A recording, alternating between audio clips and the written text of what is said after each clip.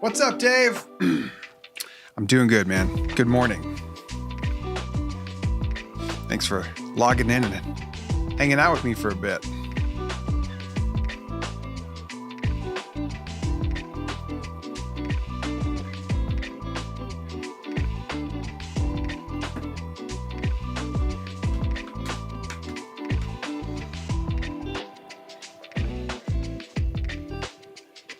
Hi, Susan. Good afternoon. Hi, Shane. Good evening, bud. Love that I can always count on you and Susan to be here. I don't know. Look, Ben is back. Ben, what is that? Michigan State? Welcome to the altar, everybody. My name is Colby Martin. I am the host of this here show, and today is March 23rd, and this is episode number 68. Of this show. Now, it hasn't always been called The Altar, so if you are perusing my YouTube channel and you are looking for old versions of The Altar, know that it used to be called Perspective Shift because that was the name of, or because that is the name of my weekly newsletter. Why am I telling you all this? Doesn't matter. The point is, today you're here and it is The Altar, and I am Colby and I'm your host, and I'm going to be joined by my friend Scott Erickson. Scott's one of my favorite people in the world. No joke. Like, if you were to ask me to make a list of the top 27 people in the world, Scott would be on there. I don't know where, because I haven't legitimately made this list, but I'm pretty sure he'd crack the top 27. And he has a brand new book out called Say Yes, Discover the Surprising Life Beyond the Death of a Dream. And I love everything that Scott makes. No exaggeration. And since this is March and I'm doing a series called Makers in March, I knew I had to have Scott on. So we're going to get into that here in just a minute. But other than that, I'm glad you're here. Welcome to the altar.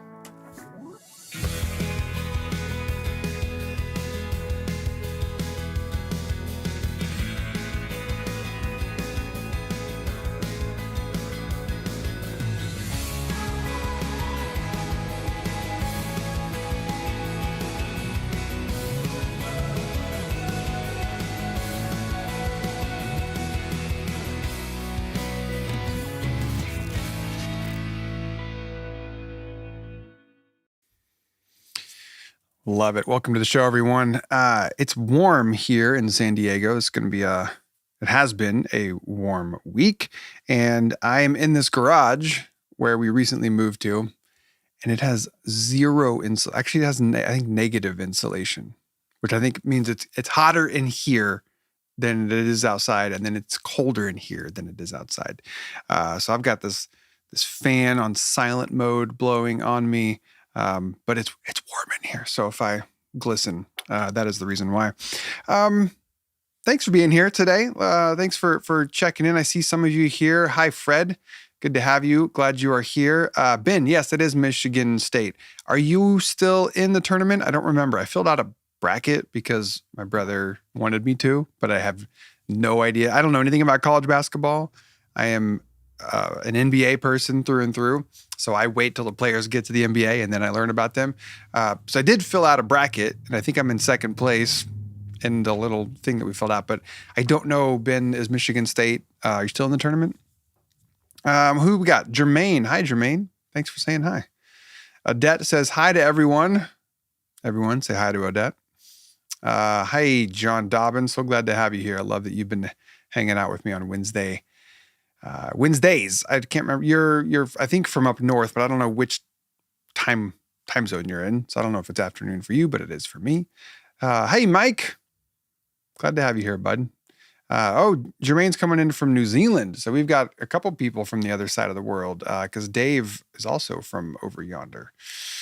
Glad to have you. Oh, Ben says Michigan State is out.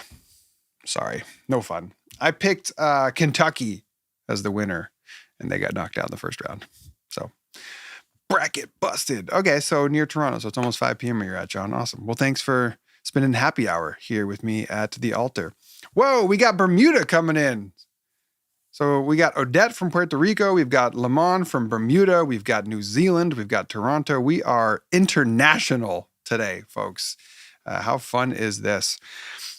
I wanted to, before I get into the things for the show today, I wanted to invite you, if you are in the Los Angeles area, I want to remind you that our guest 2 weeks ago, Gaddison, is putting together an LA-based worship event this Friday night, and I'm going to be there. I won't be performing. I will be speaking, doing a little talk bit at the event, but that's Friday in LA.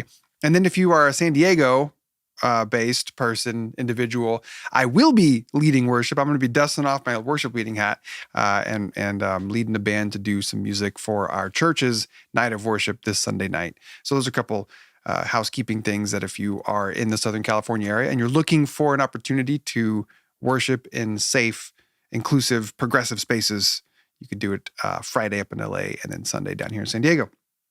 And then the other thing I wanted to tell you about before we get to our guest today is I sent out this morning the Perspective Shift article that I want to talk about right now. So as you might know, Perspective Shift is my weekly newsletter, and I use the platform Substack to write this. So you can go to perspectiveshift.co it's all free, by the way. You can read all my past articles, or you can put your little email address in there to subscribe, and then these articles will be delivered to you as they are writ and published, and I usually send them out on Wednesdays. And what I'm going to do for the next, how many chapters are there? The next multiple weeks is my plan, is go through the book, How Jesus Became God, The Exaltation of a Jewish Preacher from Galilee by leading biblical scholar Bart D. Ehrman. This book came out, I think, in 2014. And I've been reading it the last couple months, kind of working my way through it. And when I finished, I thought, you know what? I think this is there's some things in here that I think a lot of the people that hang out with me, like here in the altar community, or that follow me on Substack, I think there's some things in here that are worth thinking about. Now, I don't agree with all the things that Bart says.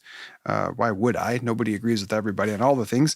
But I think part of what I love about this is he takes a real historian's approach to trying to dissect and discern how it is that a movement that eventually became known as Christianity, how it is that it moved from the idea of Jesus being like this traveling preacher from Galilee to then 3 centuries later at the Council of Nicaea being firmly linked and declared as one and the same substance with God the Father. And so for many Christians, and this was certainly myself for most of my life, the Council of Nicaea and the idea that Jesus was God and had always existed for all eternity as a divine being, as part of the Trinity, that has, for many of us, just been assumed to, like, it's always been like that is just the Christian thing to think about. But that isn't necessarily accurate in terms of how the early church thought about things. how they thought about Jesus, how they thought about God, how they thought about the divinity of Jesus. This isn't necessarily how the Gospels themselves talk and think about Jesus and the early epistles. So a lot of that I think is going to be brand new information. And like I say in the blog, or the, I guess we can still call them blogs, whatever, the article that I wrote today, if you, say right here, reader beware. If you don't want your beliefs shaken, stirred, or otherwise inspected, then skip this book. Skip this book and maybe don't read Perspective Shift for the next couple months. Because this book, you're not going to be able to come out of it the same way that you went into it. If you are open to new ideas and new ways and new information and new data. So I won't read the whole article here for you, but I do invite you to go to perspectiveshift.co to check out what I sent out today. And I talk about how for many Christians, like it's the title, How Jesus Became God. Like it sounds absurd. What do you mean became God? Jesus is God and always has been God. So that's kind of like an absurd title. And for some people, even heretical. Like how dare you suggest that Jesus became God? Because that implies or suggests that there was a time when Jesus wasn't God. And I think all those things are worth putting on the table. And this is how I ended the article by saying, like, if we've gotten to the point in our faith, and this is certainly true for me, and I know it's true for some of you, but not all of you, and you don't have to think this way, by the way, like you're welcome here, and you don't have to think like me. But I've certainly got to the point in my life where for me, the thing that matters most to God is not that we have the correct ideas. Okay. I've come to see that whatever God might consider the most important thing about life and what it means to be human, that is not that we have the correct beliefs, that we have the right ideas floating between our ears. And so when you can, or if you can, like I have, relax that part of your belief system. Be like, oh, what if the most important thing to God isn't that I have all the correct beliefs? If you can relax that, if you can be open-handed with that a bit, then that gives you a freedom to read a book like this that will poke and prod and challenge maybe some of your existing beliefs, but that doesn't have to be a scary, threatening, like throw the book across the room and panic sort of situation, because your eternal destiny is not at stake here. Let me say that again. Your eternal destiny is not at stake here.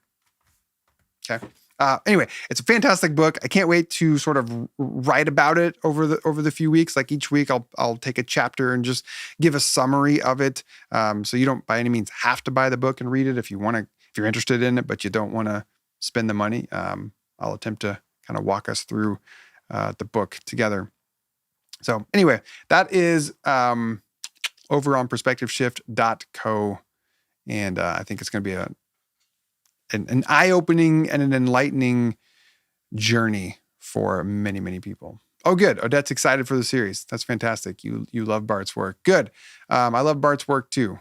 Bart, just for those who don't know, Bart Ehrman, longtime Christian, dedicated, faithful servant, and eventually sort of found himself in an agnostic place where he doesn't identify as a Christian anymore, but he's remained in the world of historical scholarship, biblical scholarship, and I think is doing some of the best work in that space right now, even though he's not a Christian, doesn't identify as such.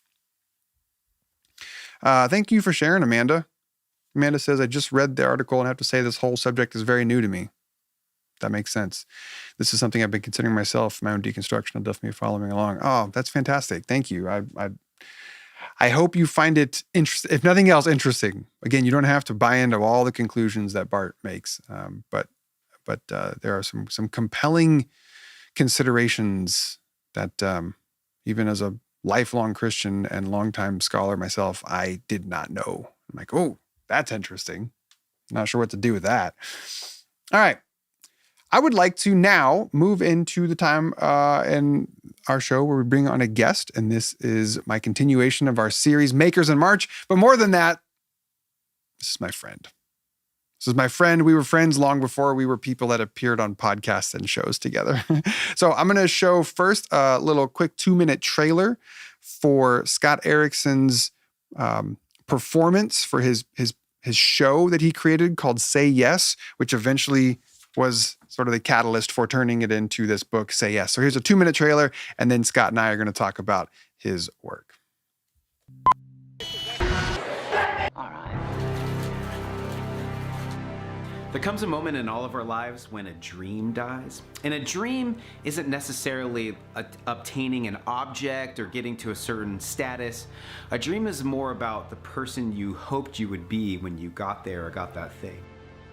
What happens in that moment is that this is when the voice of giving up comes to us. Now, I've listened to the voice of giving up, and it has really convincing arguments. Arguments about how we should check out in certain aspects of our lives, and even arguments about why we should just check out of existence entirely. But I found that even though the arguments of the voice of giving up seem to be a slam door in our face, they're really providing us a doorway to a deeper conversation. A deeper conversation about who we are and why we're here, and what is the possible future that lies before us.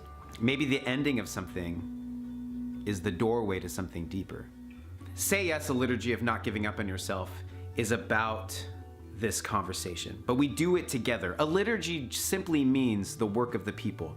And so when we gather together, we're gonna have this group conversation. I will be your story Sherpa, like I will do the heavy lifting, but it's really a space to open up a conversation with your own life, but doing it in a group, because it's through the forms of story and art and imagery and singing and comedy and participation that we begin to slowly untie the narratives that we tell ourselves. And the magic that happens at the end is we're able to see a new possibility for our future. So go to scottericksonart.com if you'd like to find out more information about if Say Yes is coming to your neck of the woods, or if you want to bring it out to your community to have this conversation.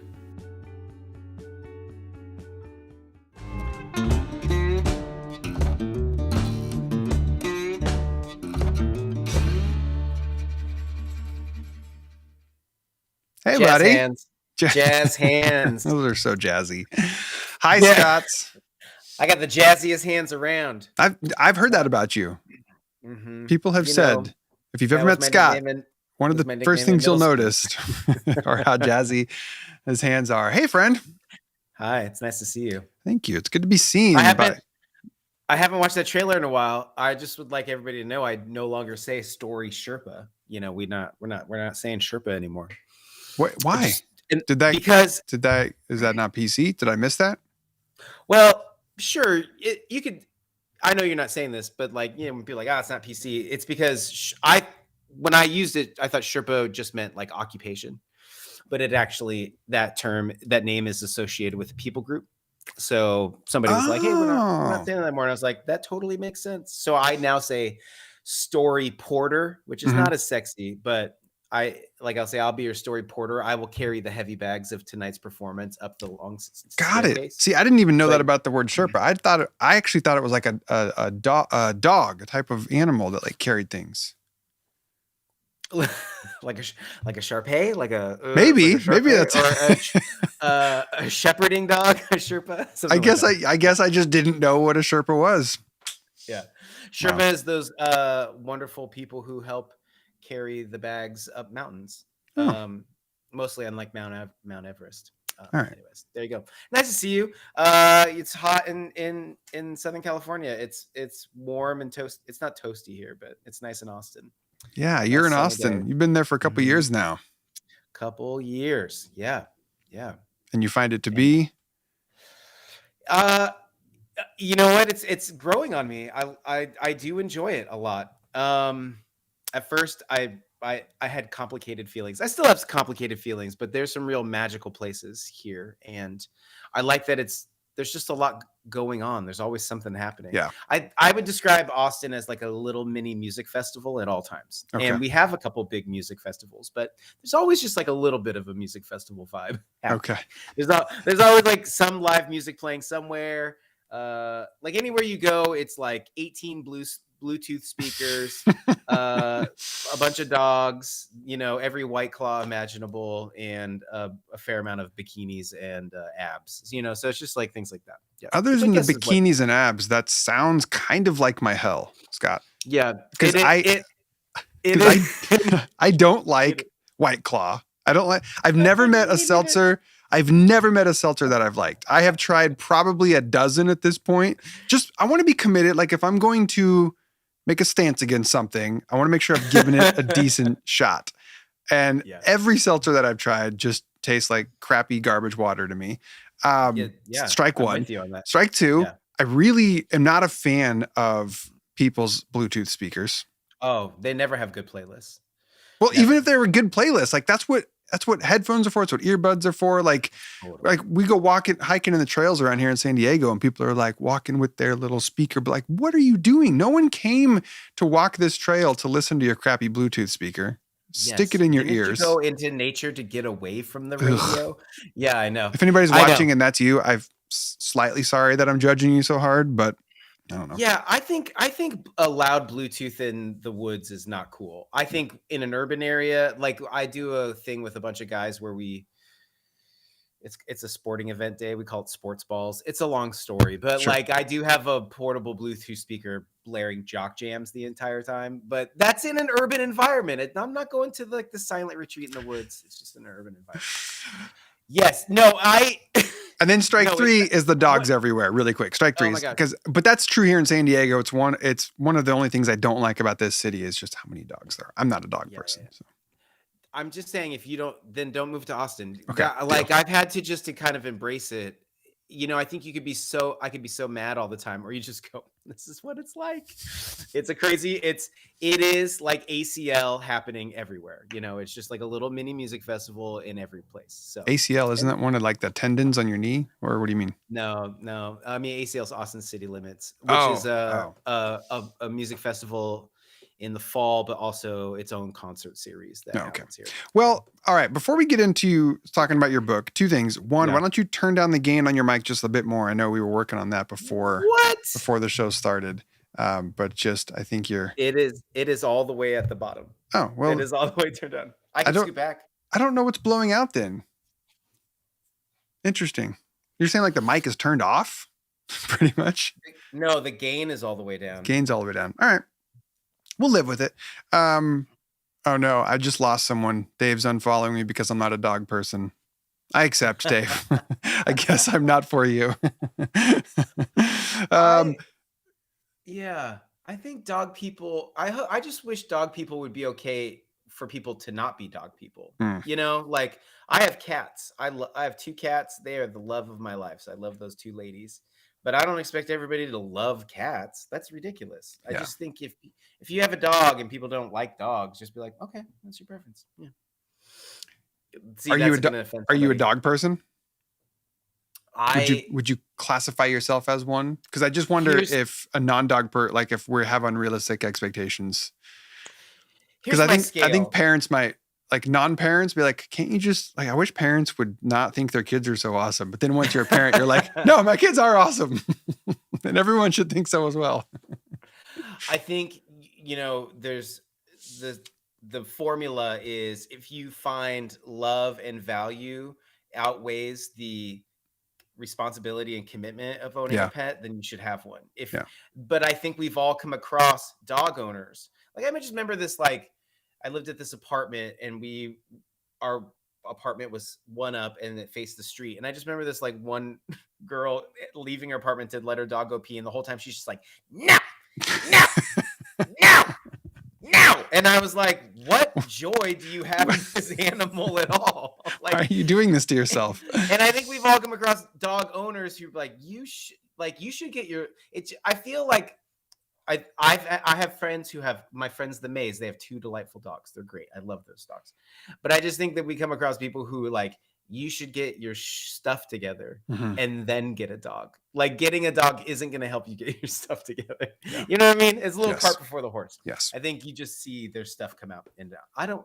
Dogs are great. It's the owners I have a problem with. That's what I'm really saying. There we go. We've landed the plane. I love it. All right. Scott, let's do this really quick.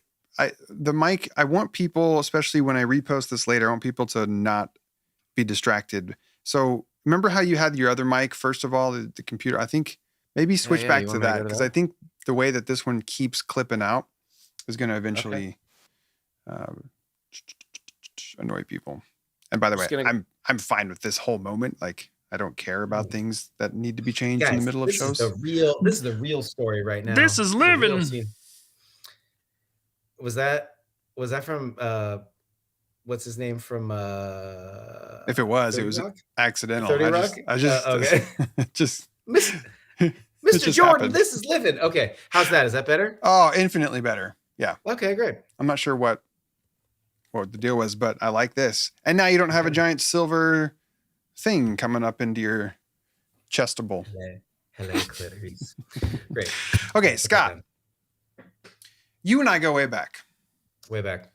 And I find you to be one of, I said at the top of the show, you're one of my favorite people. I don't know where you'd fit exactly on the list, but I think if I did a list of like my 27 favorite people, you'd be somewhere on there, right? Wow. And you don't need to reciprocate that, by the way. I'm fine if I'm outside your 27. This is not the point of this this exercise here. The point is you're one of my favorite people. And period. The new sentence, you're also one of my favorite makers, one of my favorite creators. Yeah. There's something about your art that has always captivated me, always brought me in. And I think the only way I can describe it is when I see what you create, and maybe it's because I know you, but when I see what you create, there's a trust that I have with this creation that,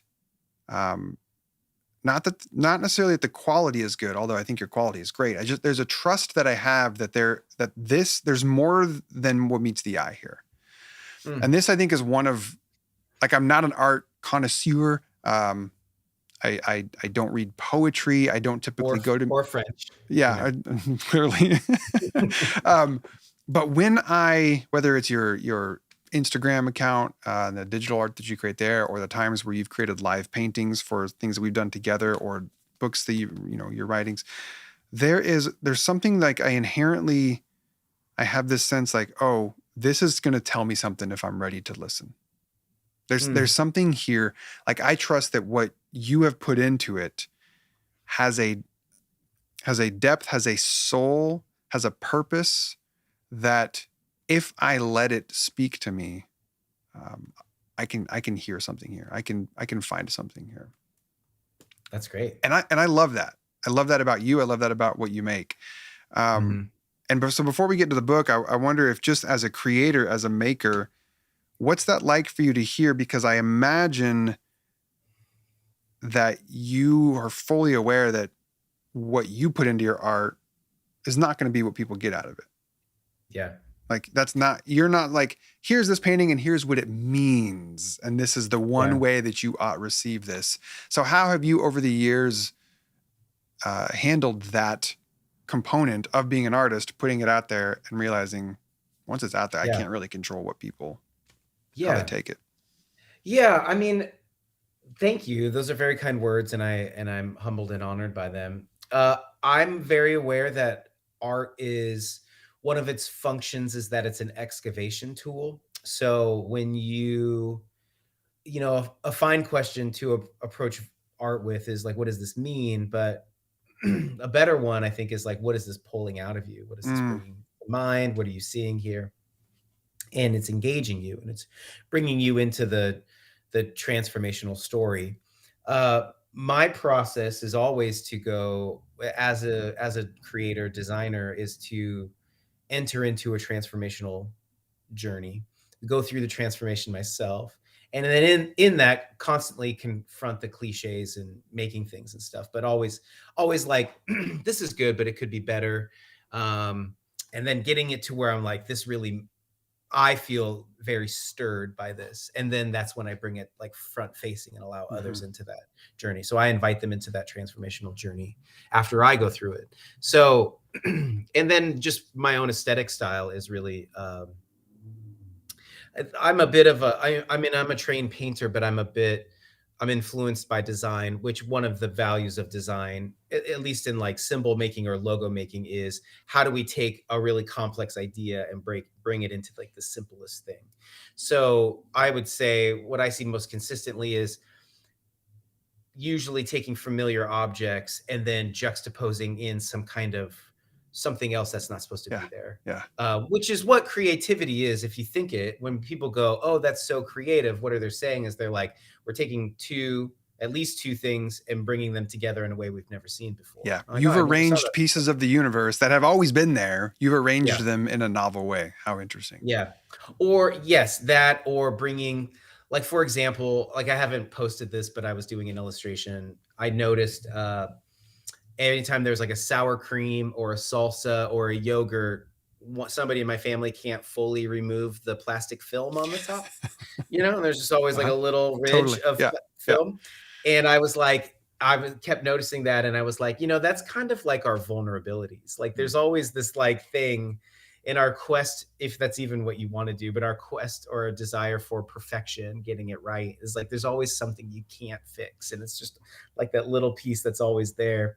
And so I was trying to make like a meditation or an illustration about that. So it's like that object is there. The juxtaposition then would being like bringing in like a human life into an inanimate object and go, don't you see how this reflects something that we feel or experience? So that's kind of how I see things. Can you think of a time where you created a piece of art that might have for you had one particular intention or purpose behind it, what was going, what was coming up for you or what you're trying to get out of it, and then down the road, be it months, years later, you came back to that and realized something else was happening in you? Have you been surprised at how your own art has been birthed from one place, but then given you a different gift later on that you didn't see coming? Yeah, it's kind of like how U2's Sunday Bloody Sunday, when like 9/11 happened, I think Bono was like, oh, this is yours. He was like, America, this is your song now. Okay. It was like, this is about like a Irish thing. And then he's like, oh, this song is for you. Like art can change contextually throughout time. I think so. I would have to like look through certain things. I think this image that's at the very end of the book, this image right here. Yes. This was an image about vocation for me, of Sabbath and like being self-employed. It was like, when you're self-employed, you just feel like you could work all the time. And I was like, how should I think about work? Like what's all up to me and what's not up to me? And I got this image and I made it, and I use it a lot it's kind of an invitation to, it's like, you got to show up and work and stuff. But like from time to time, we need to remember like the context in which we work. Which is that it's not always up to all us. There's so many like providential graces that happen throughout our life.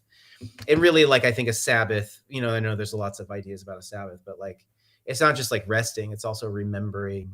It's also celebrating what you have. And then it's also like remembering and trusting, like, it's not all up to you. Your life isn't all up to you. And spending a day doing that. Sabbath for me is never really restful. It's more like a detox. It's more, like by noon, I'm like, everything's gonna fall apart, and then like 5, I'm like, maybe not. And like 7 o'clock, I'm like, I think I can rest, So I think that's my Sabbath practice. I love that. Okay. So this book, Say Yes, Discover the Surprising Life Beyond the Death of a Dream. I'm right out the gate, I'll say to those watching this live and or later that this is a book that does deal with some heavy subject matter. Heaviest of which might be, the taking of one's own life, i.e. suicide. So if that is a subject that for anyone feels just like it's just too raw right now, or for whatever reason, it's just not for you, come back next week to the altar. Because that, is what is going to come up here. I want to ask you some questions about this, but also I'm open to the conversation wherever it needs to go.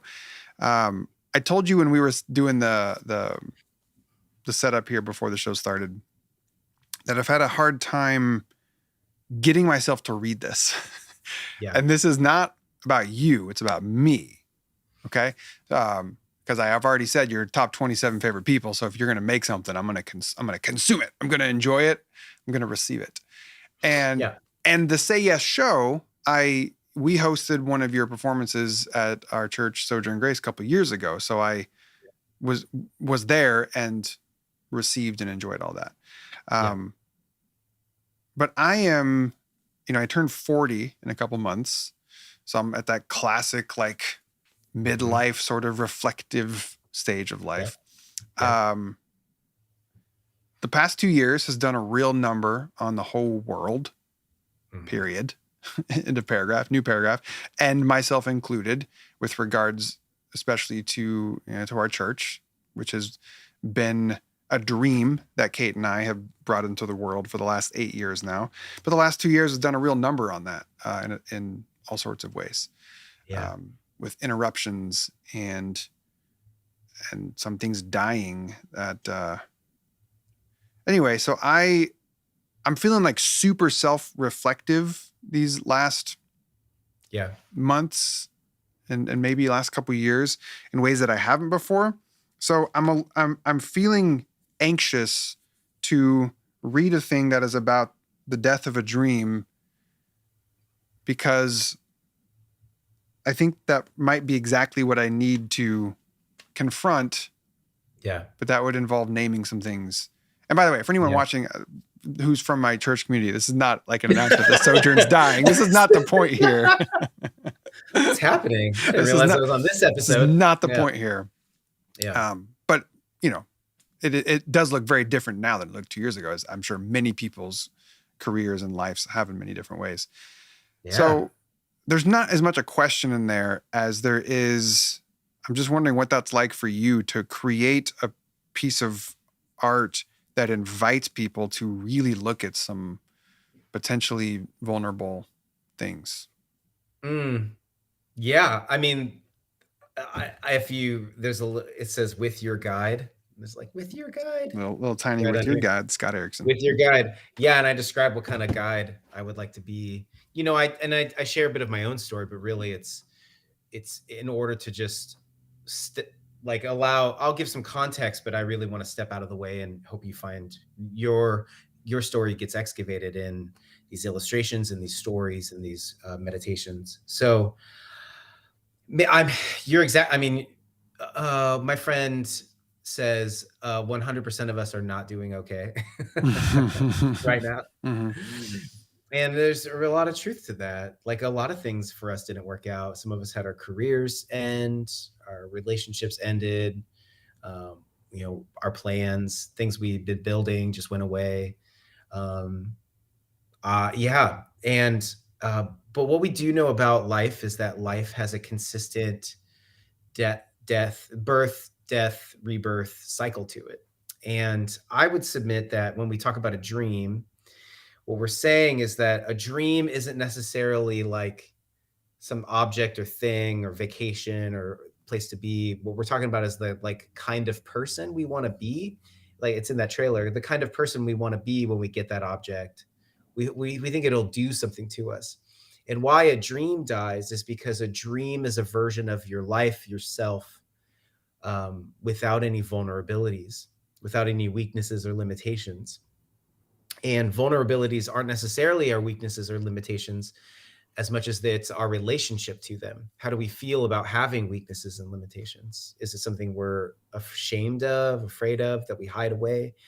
And I think that actually the spiritual journey is the one in which we learn that our vulnerabilities are the way in which we connect to each other's, to ourselves, and especially to the divine. And so to a death of a dream is the death of that kind of a life without weakness and limitations. And so all of us have become very aware of weaknesses and limitations in our lives, through bank accounts, relationships, plans, even just it's especially the story we tell ourselves about whether we're safe or vulnerable or not. Like, this is real intense, but I've been thinking about it because I was watching this interview with a guy whose daughter died, which is so sad. And I have a daughter and I can't imagine that. But he goes, what he's like, the grief that's confronted when one of your children die is not only, it's the expectation that you thought they'd be there forever. When somebody's older, we're conditioned to go, yeah, it's their time. But when you have this idea of like, no, you're always going to be here. And then he's like, what you're also confronting is also the idea that you'll always be here, that you're like, and that nothing is untouchable. And then you realize like everything's untouchable, everything could happen. And that is horrifying and very frightening. That was a bit of an intense example, but like, we are, I think what we're confronting when something ends is like, well, how many things are going to end? And what, is there anything after this? Will I ever be able to do this again? Where, you know, and those are all normal things that every human being has gone through.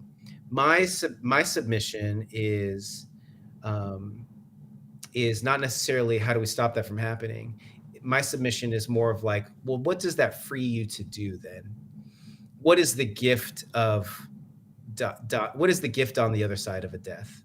And I get in the very last section of the book about resurrection, which my latest project that's soon to come out in a few weeks is Stations of Resurrection. It's a meditation on like what is resurrection in the Christian faith, especially if it's just not like, if it's just existing beyond death. Well, that's nothing any one of us is in charge of, and we'll have to see when we get there.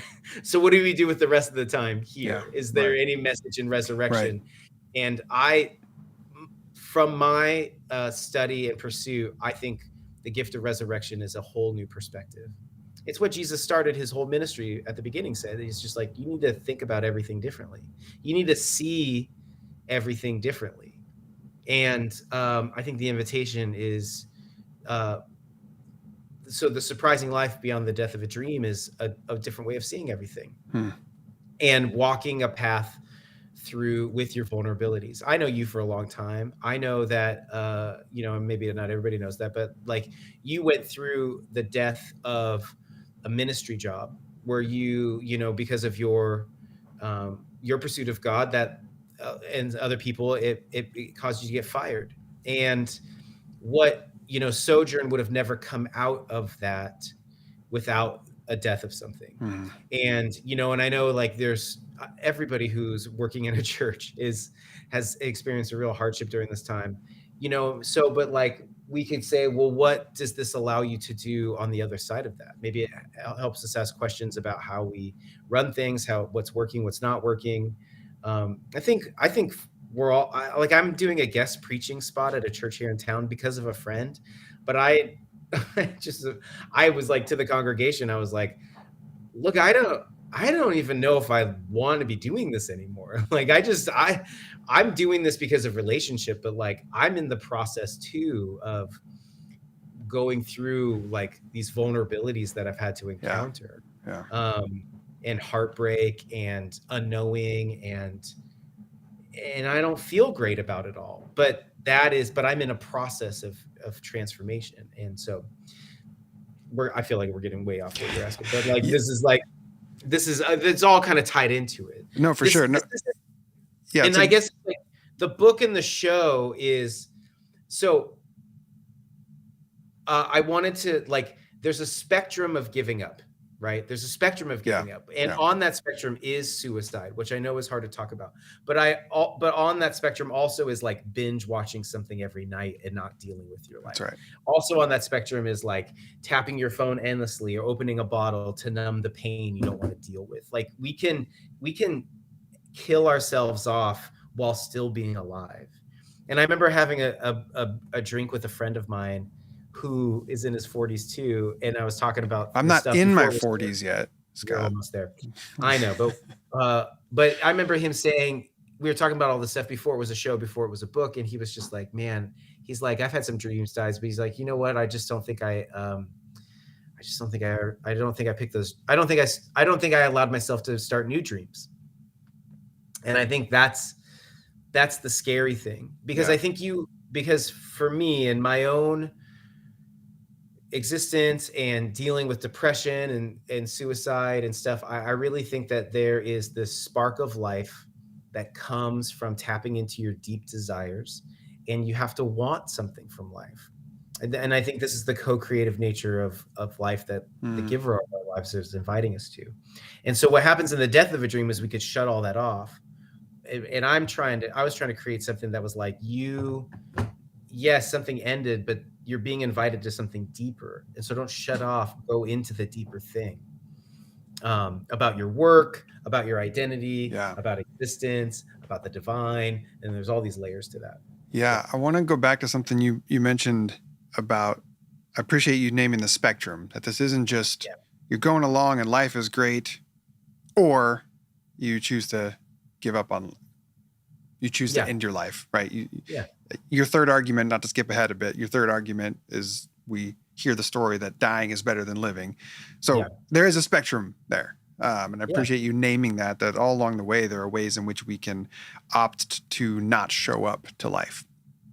I wonder when you're talking about the death of dreams and when you interact with people around the death of their dreams, one of the things that came up for me is my wife went through, in the last year, she went through training to become a end of life doula. So a way to help people kind of prepare for death. And she talks about different kinds of death. And sometimes death is, you mentioned a minute ago, the Christian pattern of birth, death, and rebirth. So sometimes there's a death that needs to happen so that a new thing can be born.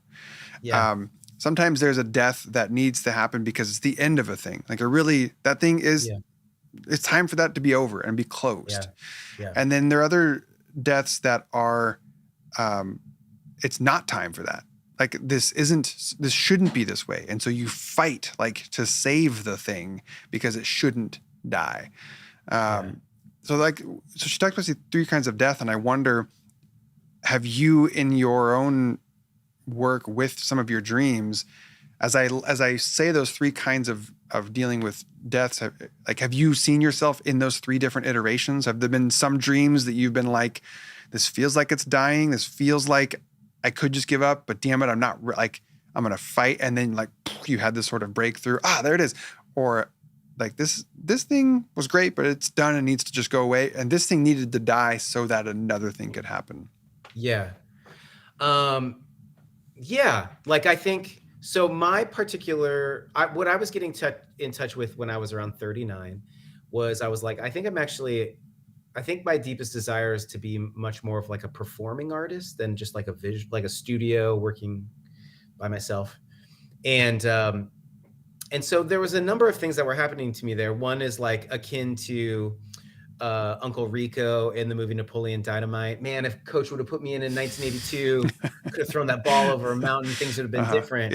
There's this like death of, I wish I could have gone, if I could only go back in time, it would be all different. And we can be haunted by the ghosts of should have in our life. I wish should have, I would have done, I should have done, I wish it was this. And that is one you have to let or put to death. It's just like, I can't go back in time. That's not going to happen. And I think my tears of grief were about that. I was really grieving the loss of that thing. But then the death that I had to also let go of was the death of how I thought it should have worked out. And I had to I had to go, well, how can it work out now? Like, if I'm coming to terms with this, then this is the starting point that I have to. And at the time I had 2 kids. Now I have 3 kids. So I want to grow in being a performer and a presenter and all of those things. Here's my particular vulnerabilities. I have a wife who's got a budding career. I've got kids that I don't want to miss their lives. So I can't go on like 3-week tours. Not that I would even really want to. Right now for this season, because my youngest isn't in any kind of program. He's almost 4. And I take care of him 2 days a week full time. But I just say, hey, twice a month, maybe 3. I want to travel somewhere. And I'm like, no weekends. I'll do Thursdays or Tuesdays. And I'll try to make it 24 hours, like leave in the morning, get to the plate. Cause I'm in Central now. I can go places. We leave in the morning, do something at night, come back the next morning. Yeah. And that's just like, but those are my limitations that I have. and I have to live with them. That's just kind of where I'm at, but it's also not forever. It's just for this season of my life. So I had to let the idea of how it's supposed to look die to enter into the unique particulars that my life is right now. And I think this is, and because of that, that gives me a unique voice to things. Like I have this metaphor in the book about a ship that becomes a shipwreck, and then out of a shipwreck it becomes a lighthouse, and it helps others, and it realizes in this little parable, it was like, oh, my shipwreck was the way in which I was able to bring light to the world and help others. And I think what I've learned is that, and what I've seen is that our vulnerabilities and limitations become our unique expression into the world. It becomes our way to help. If you gathered a bunch of people together and you were like, name all your accomplishments, who's a doctor, who's has a master's, that would be fun for a bit, but eventually it stops. But what really unites people is when somebody's like, oh yeah, let me tell you about my pain. Maybe we don't say it in that way, but it is, when we talk about what has given us a limp, what we talk about has been a struggle, what we talk about hasn't worked out for us, those stories are what really creates solidarity and connection. Yeah. It's an uninteresting Olympic story made by NBC if the person's like, yeah, I got up, everything worked out for me, I never had any obstacles, it always worked out, and I just was blessed this way, and I've never had any trials. That's boring television. But Scott, that's the story that I want. That's the story that I like. That's the story that I or at least that's the story that I believe that I want. Do I want? Yes. I don't know if I actually want because it. But I would say, why do you want it? Because I would say what we go, my hardships is what's dismissing me from participation. And I would say, yeah, hardships are hard. That's why they have hard in it. But I would say the things that you have to overcome, the things you have to work through they will bring, maybe it makes you just, we have to get really particulars. I mean, I could make up things for myself and stuff, but I would say that is what uniquely, it's, Glennon Doyle, who endorses your book. How did she start? She was like a tired mom in a marriage, and she would get up at like 4:30, 5 a.m. and start blogging on Momastery and talking about her life. Who knew that there were countless other women and men who were like, oh, thank you for putting words for my experience. Yeah. If she would have had it easy, like I slept in, I made a latte, and then I just rolled into the coffee shop at 11:30 and just started typing. No, fuck no. It is this is the only time I have to write, and I'm going to make it count. That brings your passion, brings your attention, brings your heart to it, If I don't have tons of time to do everything I like, so when I get to it, I'm just like, this is the time I have, and I cherish it. You know what I'm saying? Yeah. Okay. Let's talk a bit about, or we've been talking about it, but specifically the way that your book is laid out is you have these 3 arguments. So first, tell me what is who's arguing? What's the argument for or against? And then I want to talk about the 3 arguments you outlay. So what do you mean argument? Yeah. So when I kind of realized what I wanted to do, and I was like, I guess I got to start doing that now, I was immediately confronted with these like inner arguments, self-talk, sabotaging, fear talk, whatever. And I just call it like the voice of giving up. The voice that was like, don't do that. That's ridiculous. Okay. You're going to be embarrassed, that kind of thing. But I summed them up after some reflection and stuff. My summary is my 3 main arguments are: nothing's going to change. Like this miserable moment you're in, guess what? This is the rest of your life. Every day's going to be like this. It's going to feel this way, which is a real cause for suicide on every spectrum. Suicide through drinking, suicide through, I don't know, sex or whatever you numb out on. Suicide through taking your own life is like, because you're like, there's no way to get out of this. So that one. Okay. Nothing's going to change. Sorry to interrupt really quick. Just to clarify, these are the arguments that happen after you have confronted that the dream has died, or is this in clinging to the dream? Like when do these arguments come online? What These are stage? the arguments after I knew what I wanted to do. And Okay. I was like, I guess I got to start pursuing this. So a dream had died. A dream had died. And then I was like, but I still have this desire. So what's the difference between desire and dream? Dream, I would say, is a version of your life, yourself, without vulnerabilities. A desire is this deep, it's like the spark of life, the fire in you.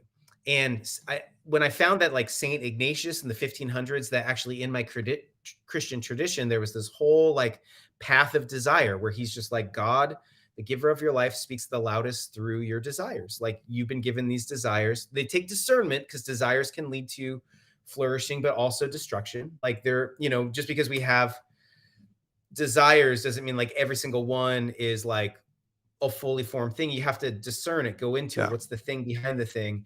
David Brooks, in his great book, The Second Mountain, he's like, often it's not that we have to change our desires. We just need to get in touch with the better desires, like a desire for a car isn't desire for a car. A desire for a car is a desire to say something about you, or a way you want to feel in the world, that kind of thing. But there is this spiritual practice of pursuing your desire. So I had gotten in touch with this deep desire. Like, my dream of how it was going to work out ended, but I was like, whoa, but I still have this deep desire to try.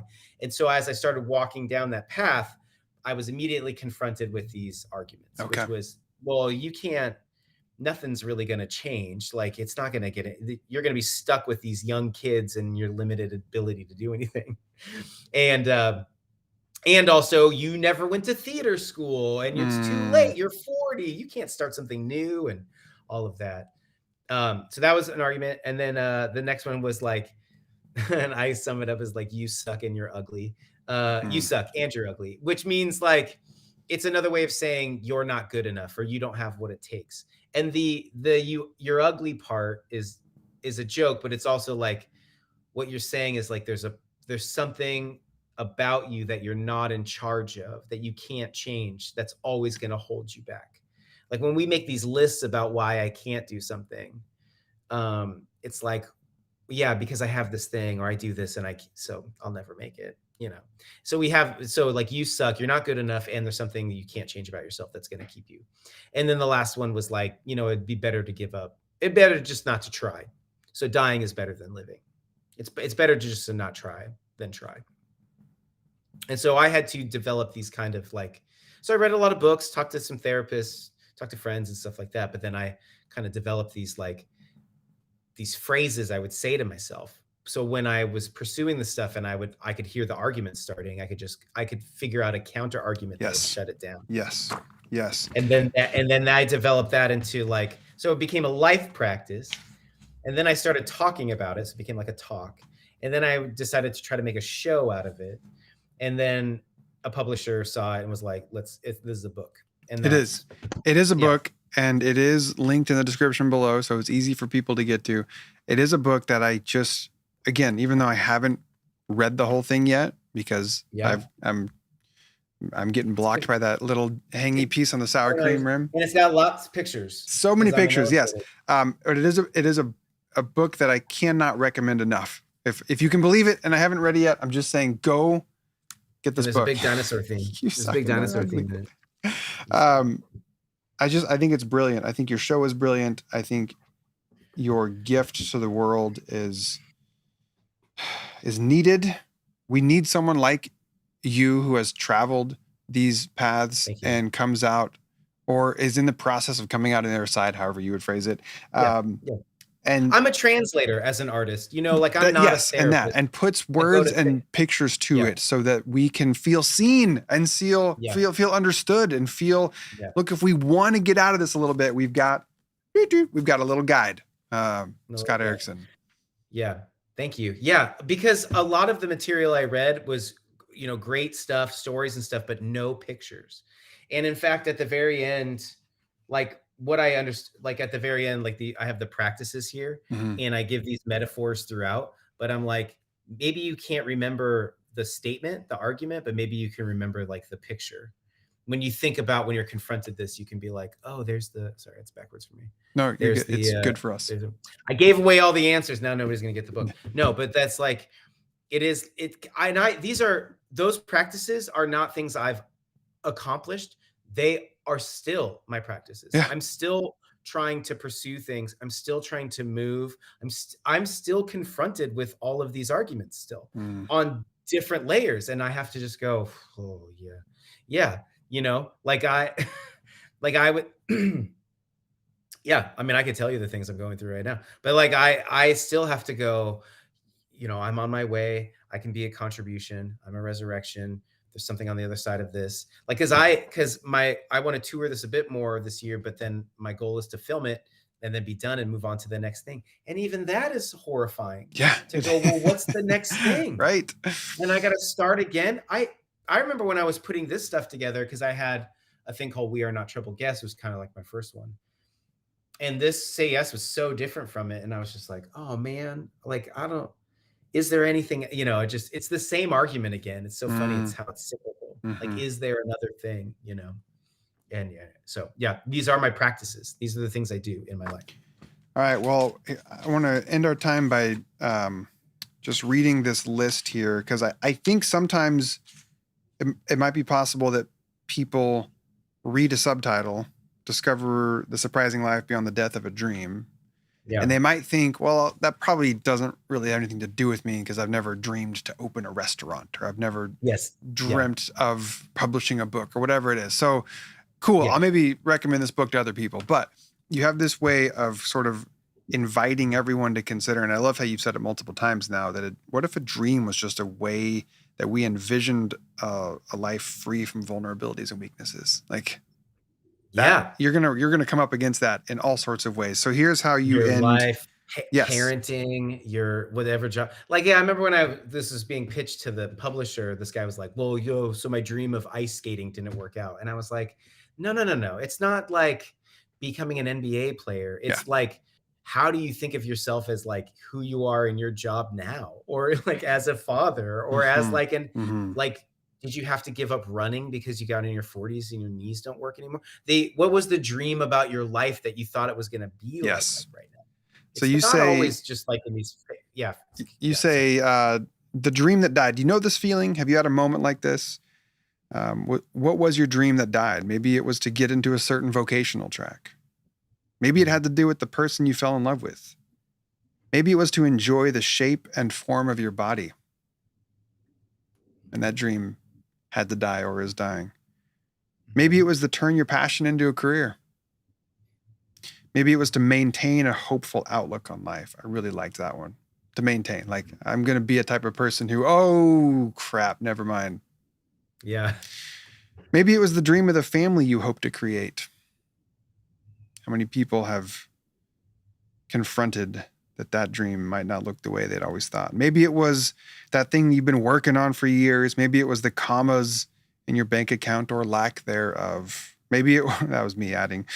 Maybe it was to have a more vibrant faith, right? And I can imagine many of the people that might be in my world might be confronting a kind of faith on the other side of a shifting faith. And I really thought that I would have a different kind of faith going into my later years, and now it feels different. And what do I do with that? Maybe it was to believe more strongly in joy. Maybe it was the song in you that wants to be sung. Maybe it was to enjoy the gift of your existence. So friends, check out Scott's book. Check out Scott's art, Instagram at Scott the Painter. You have a whole bunch of resources and things on your website, scottericksonart.com. Friend, I love you. I'm proud of you. Too. Thank you. Thanks for having me on and liking my stuff. Always. Yeah. All right, bud. Till next time. I like you. All right. Bye, everybody. Bye. Thank you. Thank you. All right. So that's my friend Scott. And I see some of you like Susan. Susan says, mine comes tomorrow. Susan says, I loved prayer, 40 days of practice. I have no doubt I will love Say Yes. I also have no doubt on that, Susan.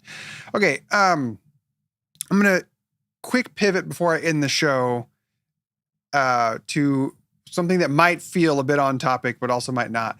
For friends that have been with me for a long time here on the perspective shift that turned into the altar, I want you to know that next week is going to be my final show.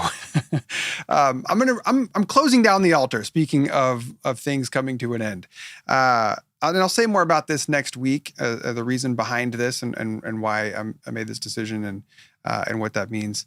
But I wanted people to know, normally this is the part of the show where I promote who's coming next week or what I'm going to talk about next week. And I want anyone who is watching this now or watching this after it's been recorded, if you want to be a part of the final show, come hang out next Wednesday at 2 p.m. Pacific, because that'll be the end of the run. I'm saying for now, maybe down the road, it'll come back. But anyway, I'll explain all that and more. It's a bittersweet thing, but that's going to be next week. So that's my kind of sad ending to what otherwise was a fantastic episode and show. So I love you. I know. Sorry, Brooke. We'll talk about it, but about next week. I will miss you all. Hopefully this will not be the end of our community that we've built here. But maybe, like Scott talked about, maybe it'll be the ship that turns into a shipwreck that turns into a lighthouse. I don't know. We can figure that out. But I love you all. Have a great week, and I'll see you next Wednesday for the last altar. Bye.